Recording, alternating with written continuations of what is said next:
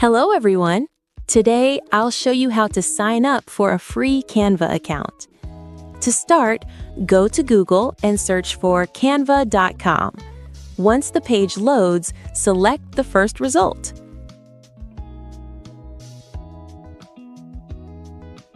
To sign up, click the Sign Up button.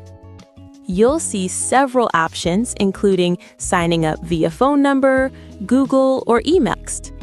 I'll be using Google, so I'm tapping that option, selecting my account, and hitting Continue. You will then be prompted to select an account type. Choose between a personal or work account depending on your needs. I'm selecting Personal.